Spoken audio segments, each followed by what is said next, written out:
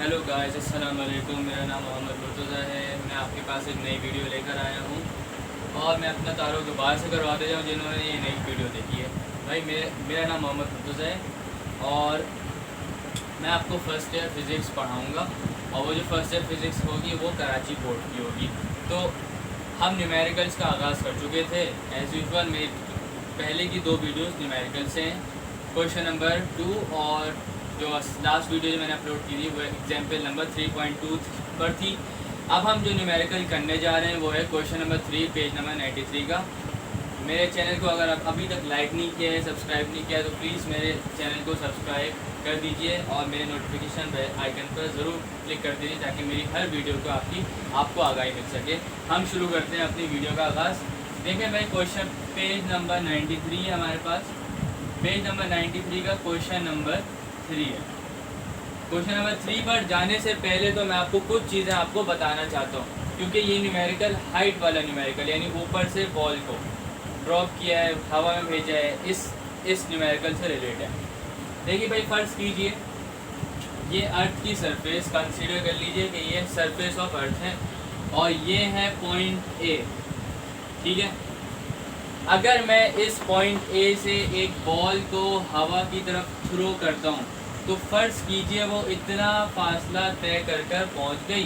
जितना फासला इसने तय किया वो ये इसकी हाइट h कहलाएगी और जितना वक्त लगा उसको वो ये इसका टाइम t कहलाएगा, ठीक है।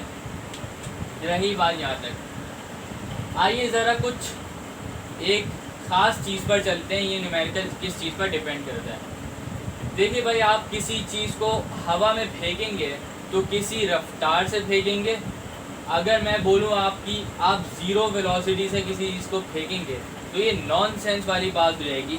आप यूँ अज्यूम करें कि अगर किसी चीज़ को ज़ीरो वेलोसिटी से फेंकें तो ये कुछ ऐसे शुरू होगी जाना, और आपको लगता है क्या बॉल ऐसे ऊपर जाना शुरू होगी? नहीं भाई, बॉल जब आप ज़्यादा वेलोसिटी दोगे वो ज़्यादा हाइट कवर करेगी, जब आप कम वेलोसिटी दोगे वो कम हाइट कवर करेगी। लिहाजा बॉल डिपेंड करता है वेलोसिटी पर, तो उसकी नीचे वेलोसिटी कभी भी ज़ीरो नहीं हो सकती बल्कि ज़ीरो से ज़्यादा होगी। हाँ, जब बॉल एक सर्टेन हाइट पर पहुंच जाएगा, एक ऊंचाई पर पहुंच जाएगा तो वो ज़ीरो हो जाती है यानी बॉल रुक जाती है। तो उस वक्त मैं ये कह सकता हूँ कि बॉल की फाइनल वेलोसिटी अब ज़ीरो हो गई है। तो ये कुछ चीज़ें हैं जो गिवन होती हैं हमें, यानी हमें मालूम होनी चाहिए पहले से। आप फ़र्ज़ कीजिए आपने बॉल को 100 मीटर पर सेकंड की रफ्तार से फेंका हवा की तरफ। फ़र्ज़ कीजिए आपने बॉल को इसी रफ्तार से फेंका और वो h हाइट तक जाते जाते उसकी वेलोसिटी ज़ीरो हो गई। पहले ज़्यादा थी फिर कम हो गई, इसका मतलब एक्सेलरेशन में कमी आई यानी बॉल डिसेलरेट हुई। इन अदर वर्ड्स वेलोसिटी इसकी डिक्रीज़ हुई। तो भाई, जब वेलोसिटी डिक्रीज़ होती है तो एक्सेलरेशन हमेशा नेगेटिव हो जाता है। पहली बात तो ये मैंने आपको अपनी पहली वीडियो में बता दिया था कि एक्सेलरेशन नेगेटिव तब होगा जब वेलोसिटी कम होगी, डिक्रीज़ होगी, और एक्सेलरेशन पॉजिटिव तब होगा जब वेलोसिटी ज़्यादा होगी या इनकेस बढ़ेगी। यहाँ कम हो रही है, एक्सेलरेशन नेगेटिव।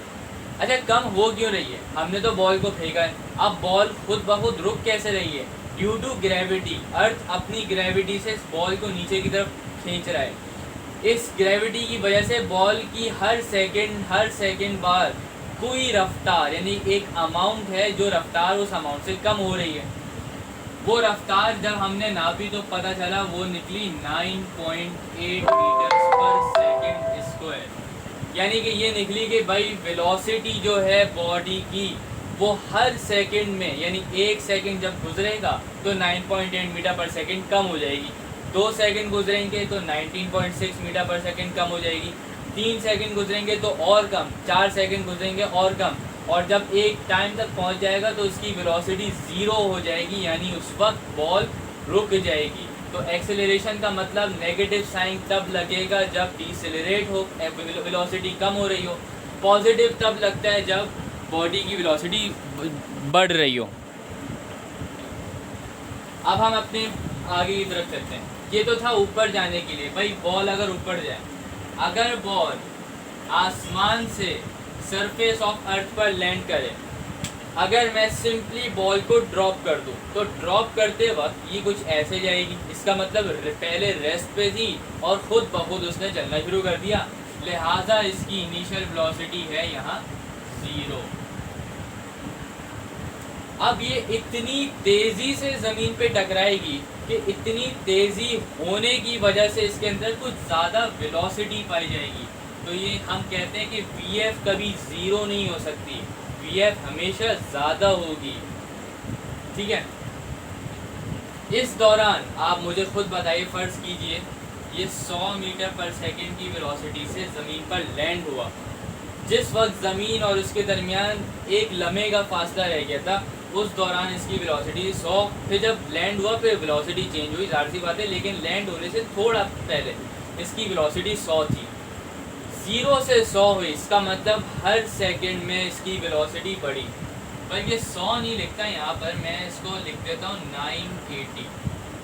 अभी इसको छोड़े, मैंने क्यों लिखा, बस फ़र्ज़ कीजिए इसकी ये वेलोसिटी थी, इस वेलोसिटी से बॉल ने लैंड किया। इसकी वेलोसिटी पहले 0 थी, आखिरकार 980 हो गई। कैसे?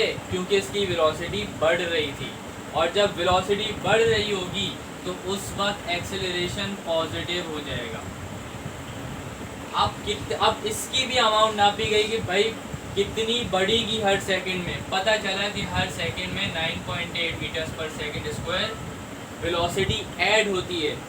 जब 0 थी उसके बाद 1 सेकंड गुजरा, हवा में 9.8 हो गई, 2 सेकंड गुजरे 19.6 हो गए, 3 सेकंड गुजरे 9.8 ऐड और कर लो, 4 सेकंड गुजरे मज़ीद 9.8 ऐड हो गई। इसी तरह ऐड होते होते यहाँ तक पहुँच गई। तो पता ये चला कि भाई जब ज़मीन पर बॉल गिरे तो उस वक्त एक्सेलरेशन पॉजिटिव कंसीडर की जाती है। क्यों? क्योंकि वेलोसिटी हर सेकंड में बढ़ रही होती है। जब बॉल ऊपर जाए तो एक्सेलरेशन नेगेटिव कंसीडर की जाती है। क्यों?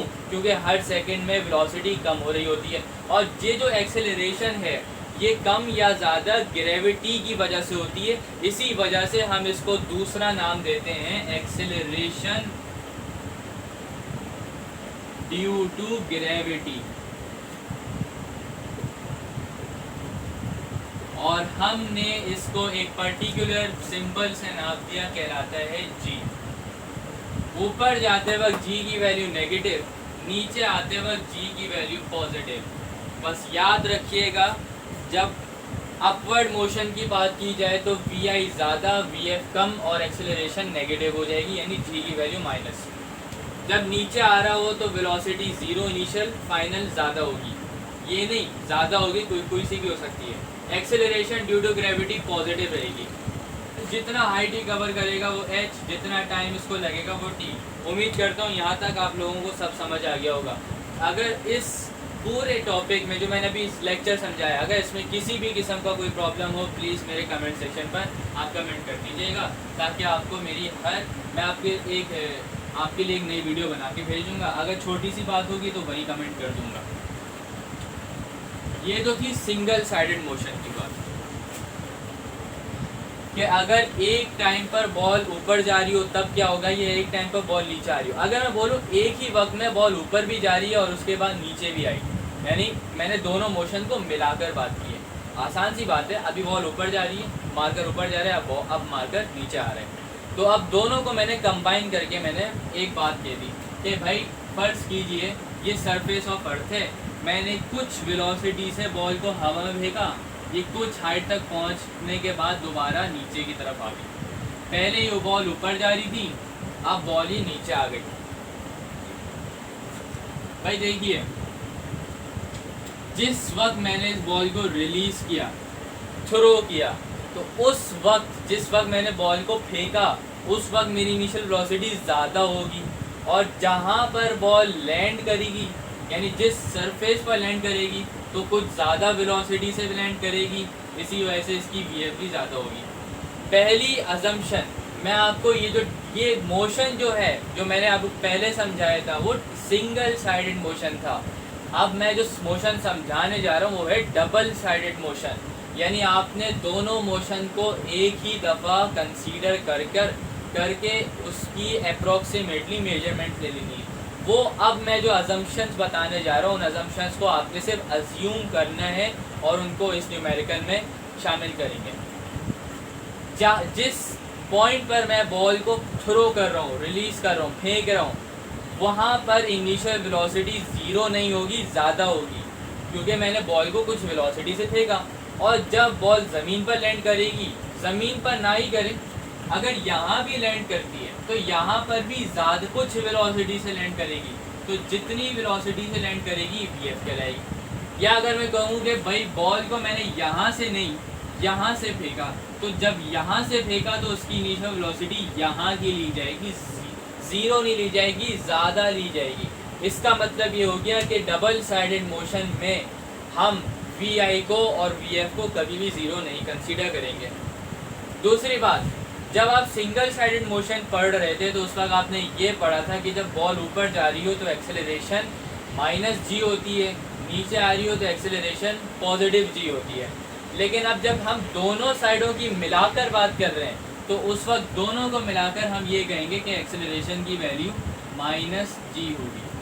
कैसे हुई इसकी कोई लॉजिक नहीं है, ये सिर्फ अजम्पशंस हैं। इन अजम्पशंस को याद रखते हुए हम इन न्यूमेरिकल्स को सॉल्व करेंगे। तीसरा, अब हाइट का चक्कर आया था। यहाँ पर हाइट थोड़ा कंफ्यूजिंग है। फर्ज कीजिए यहाँ से बॉल रिलीज की गई।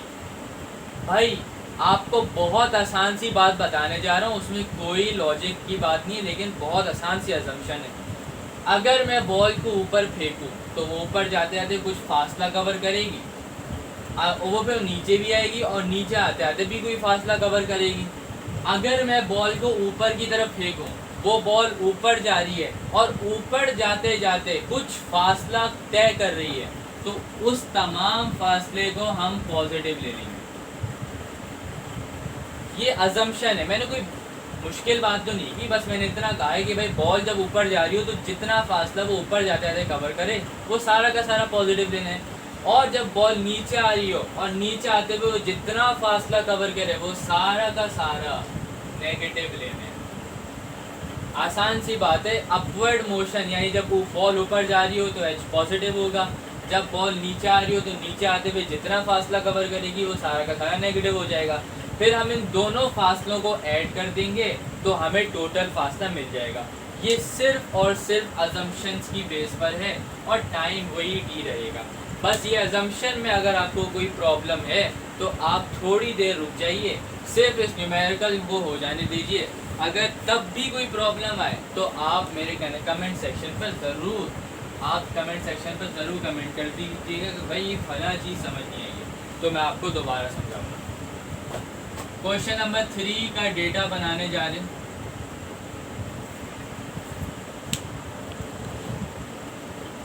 भाई कहते ये हैं कि आ हेलीकॉप्टर इज असेंडिंग। एक हेलीकॉप्टर है जो ऊपर जा रहा है, ये हेलीकॉप्टर है जो ऊपर जा रहा है at a rate of 12 meters per second.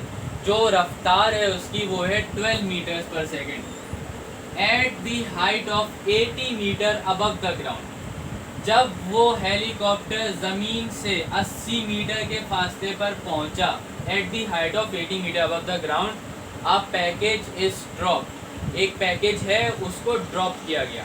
How long will it take to reach the ground. उसको कितनी देर दरकार है कि वो ज़मीन तक पहुंचे। देखिए भाई, जब मैंने आपको पहली वीडियो बनाई थी इसकी तो मैंने आपको बताया ये था कि हम जब पूछा जाए हाउ फार तो हमें एस यानी डिस्टेंस निकालना है। अगर हमसे पूछा जाए हाउ लॉन्ग तो हमें टी यानी टाइम निकालना है। वैसे अगर ये तो छोटी मोटी लॉजिक मतलब एक हिंट्स दे रहा हूँ, टिप्स दे रहा हूँ। वैसे अगर समझने की बात है तो भाई हाउ फार कितनी दूर, हाउ फार कितनी दूर, दूर का मतलब डिस्टेंस, हाउ लॉन्ग कितनी देर, तो देर का मतलब टाइम। ये उर्दू में अगर आप ट्रांसलेट कर लें कोई मसले की बात भी नहीं है। ये छोटी सी टिप है, आप उसको लिख भी सकते हैं। जब वो हेलीकॉप्टर 80 मीटर के फासले पर पहुंची, एक पैकेज को ड्रॉप किया गया। पूछा ये जा रहा है कि भाई पैकेज को ऊपर से नीचे आने के लिए कितना वक्त लगा, कितनी देर तक वो हवा में रहा। How long it is in the air, sorry जो भी न्यूमेरिकल है हाउ लॉन्ग उसमें लिखा है। अच्छा, अब थोड़ा लॉजिक्स, इसमें थोड़ी लॉजिक से काम चलानी है। एक हेलीकॉप्टर तो ऊपर जा रहा था और उसकी स्पीड थी 12 मीटर पर सेकेंड, यानी ये कांस्टेंट स्पीड से जा रहा था, इसकी स्पीड चेंज नहीं हो रही थी। जब वो 80 मीटर पर पहुंचा तो उसने अपने आप को रोका नहीं। ये नहीं समझिएगा कि भाई वो 80 मीटर तक पहुंच गया, उसकी वेलोसिटी 0 हो गई, नहीं, वो हेलीकॉप्टर का इंजन अभी भी चल रहा है और वो अभी भी उसको ऊपर ले जा रहा है, लेकिन एट द पॉइंट जैसे ही 80 मीटर के फासले पर पहुंचा उसी लम्हे एक पैकेज को ड्रॉप कर दिया। ये थोड़ा पॉइंट समझने वाला है भाई। अगर आप गाड़ी में बैठे हुए और गाड़ी 80 किलोमीटर पर आवर की रफ्तार से चल रही है, तो जिस रफ्तार से गाड़ी चल रही है उसके अंदर बैठा हुआ ड्राइवर की भी वही रफ्तार होगी, उसके अंदर बैठे हुए आपकी भी वही रफ्तार होगी, हर लिविंग थिंग की भी वही रफ्तार होगी, और कहने का मकसद है हर नॉन लिविंग थिंग की भी वही रफ्तार होगी। तो जब हेलीकॉप्टर 12 मीटर पर सेकंड की रफ्तार से ऊपर जा रहे हैं तो उसके अंदर पायलट की भी 12 मीटर पर सेकंड की रफ्तार है, जो बंदा पैकेज को ड्रॉप कर रहा है उसकी भी वही रफ्तार है, और जो पैकेज अंदर रखा हुआ है जिसको ड्रॉप करना है उसकी भी यही रफ्तार है। तो अब ये पैकेज ऐसे ही ज़मीन पर नहीं आ जाएगा, बल्कि ये इतना फासला ज़्यादा कवर करेगा फिर ज़मीन पर आएगा। अब आप ये सवाल ज़रूर उठाएंगे कि सर ये कैसे? भाई सुनिएगा, ये मार्कर मैं इसको ऊपर ला रहा हूँ, और जब ऊपर लाते हैं इसको ड्रॉप कर दो, तो इसने बताइए कुछ ऊपर गया मार्कर फिर नीचे आया। देखिए मैंने इसको यहाँ ड्रॉप किया था, लेकिन मार्कर ने इतना ज़्यादा फासला कवर किया। क्यों? क्योंकि मैंने इसको ऐसे नहीं ड्रॉप किया, नहीं मैंने अपना हाथ को रोका नहीं कि मैं ड्रॉप करूँ। अगर मैं रोकता तो ये नीचे गिरता ये, लेकिन मेरा हाथ तो कॉन्स्टेंटली ऊपर जा रहा है। इसका मतलब ऊपर जाते जाते जब मैं किसी चीज़ को थ्रो कर दूँ, रोको नहीं हाथ को, ऐसे ही थ्रो कर दूँ, तो वो इतना ज़्यादा फासला कवर कर उसके बाद ज़मीन पर लैंड करता है। तो ये पूछा ये जा रहा है कि भाई यहाँ से लेकर यहाँ तक तो ये पैकेज हवा में रहा, तो कितनी देर इसको हवा में टाइम मिला, यानी कितनी देर ये पैकेज हवा में रहा। तो पहली बात तो ये कि पैकेज को जिस वेलोसिटी से रिलीज़ किया गया वो 12 मीटर्स पर सेकंड थी, क्योंकि पैकेज की वही वेलोसिटी थी जो हेलीकॉप्टर की थी। पैकेज को ड्रॉप किया गया, मैंने इस मार्कर को ड्रॉप किया। ड्रॉप यहाँ लफ्ज़ वैसे तो गलत लिखा हुआ है, यहाँ रिलीज़ लिखना चाहिए था, लेकिन चूंकि एग्जामिनर ने आपको कंफ्यूज करने के लिए यहाँ पर ड्रॉप लिखा है, ताकि आप समझे कि बॉल डायरेक्ट नीचे आई है, हालांकि नीचे नहीं आई है। वो जिस रफ्तार, अब इसकी एक और लॉजिक मैं बता दूं, चूंकि इस पैकेज ने इतना फासला ज़्यादा कवर किया, भाई वो इतना फासला तभी कवर करेगी ना जब इसके पास कुछ वेलोसिटी होगी। अगर इसके अंदर वेलोसिटी ना होती तो ये उतना फासला तो कवर नहीं करती, ये तो डायरेक्ट नीचे गिर जाना था उसको। इसके अंदर कुछ वेलोसिटी थी, वो कितनी थी? वही वेलोसिटी थी जो हेलीकॉप्टर की वेलोसिटी थी। इसी वजह से हमने हेलीकॉप्टर की वेलोसिटी को पैकेज की वेलोसिटी कंसीडर किया, और पैकेज चूँकि यहाँ पर ड्रॉप यानी रिलीज़ किया गया था, इसी वजह से ये पॉइंट ऑफ रिलीज़ है, यहाँ से आसान लफ्ज़ों में थ्रो किया गया। तो जिस पॉइंट से मैंने बताया था पैकेज या बॉल को रिलीज़ करते हैं, उस पॉइंट को हमेशा VI कंसीडर करेंगे। जिस पॉइंट पर आकर लैंड करेगा वो पॉइंट VF होगा, लेकिन यहाँ पर VF का भी कोई तसव्वुर नहीं है, तो हम VI को 12 ले लेते हैं, 12 मीटर्स पर सेकंड। मैंने बताया था ये चूँकि डबल साइडेड मोशन हो गया है, तो पूरा रास्ता एक्सेलरेशन -g रहेगी, यानी -9.8 मीटर्स पर सेकंड स्क्वायर। अब रही बात हाइट की। फर्ज कीजिए पैकेज ने यहाँ से लेकर यहाँ तक का फासला कवर किया, और जितना फासला यहाँ से यहाँ तक कवर किया वो h1 कंसीडर कर लेते हैं। फिर फासला यहाँ से यहाँ पर भी गिरा, अभी मैं यहाँ से यहाँ तक भी उतना ही फासला कवर किया होगा जितना यहाँ से यहाँ तक किया, तो ये भी h1 हो गया। अब पैकेज ने यहाँ से यहाँ तक का फासला कवर किया, तो अब ये फासले को हम ले लेते हैं h2, हमने कंसीडर किया। भाई यहाँ से जब यहाँ तक का पैकेज ने फासला कवर किया था, तो उस वक्त पैकेज ऊपर जा रहा था, और चूंकि वो पैकेज ऊपर जा रहा था इसी वजह से हाइट को पॉजिटिव लेंगे। अब पैकेज नीचे आ रहा था, तो जितना फासला यहाँ से यहाँ तक इसने कवर किया वो सारा का सारा नेगेटिव h लेंगे। क्योंकि नीचे आ रहा था। अभी भी देखो तो नीचे ही आ रहा है पैकेज। नीचे आते वक्त जितना फासला ये पैकेज कवर करेगा वो सारा का सारा -h2 लेंगे। अगर हमें टोटल हाइट निकालनी है तो इन सब के सब को ऐड कर देंगे। ये हो जाएगा h is equals to h1 plus का -h1 -h2, h1 से h1 कैंसिल, h की वैल्यू है -h2। चूँकि माइनस का साइन लगा हुआ है तो ज़रा गौर से देखिए, यहाँ से लेकर यहाँ तक का फासला h2 कंसीडर हुआ है और यहाँ से लेकर यहाँ तक का फासला 80 मीटर है। तो 80 मीटर तो है प्लस का, लेकिन माइनस का h2 होने की वजह से 80 भी माइनस का हो जाएगा। हमें निकालना है टाइम।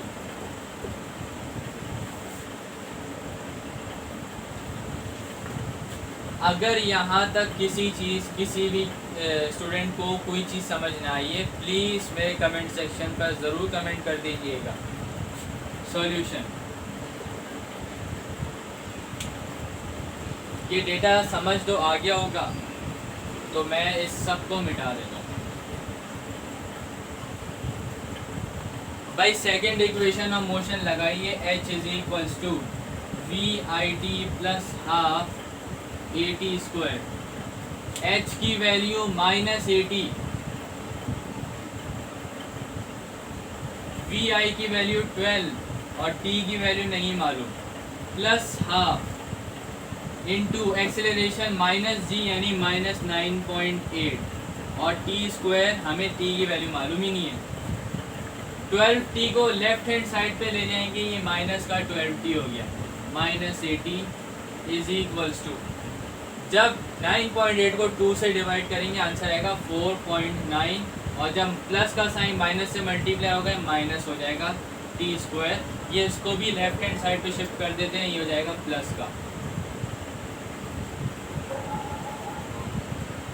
ज़रा गौर से देखिए तो ये क्वाड्रेटिक इक्वेशन बन गई, जहाँ पर स्क्वायर पावर वाले वेरिएबल का कोएफिशिएंट a कहलाता है,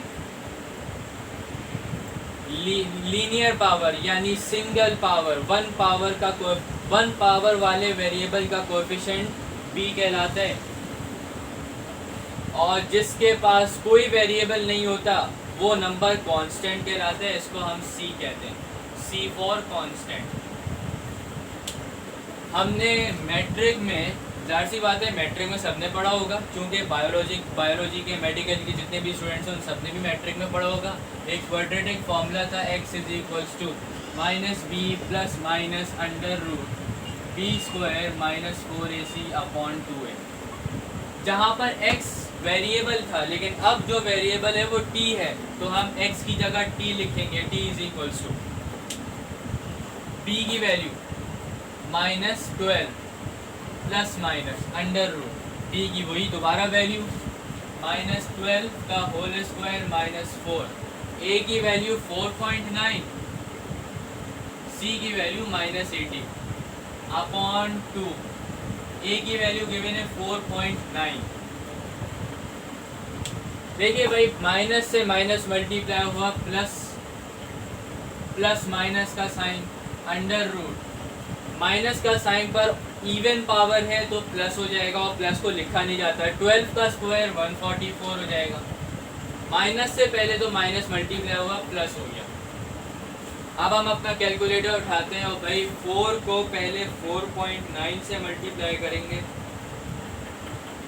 फिर उसको 80 से मल्टीप्लाई करेंगे, जो आंसर आएगा उसको यहाँ लिख देंगे, और 2 को 4.9 से मल्टीप्लाई किया, आंसर आएगा 9.8।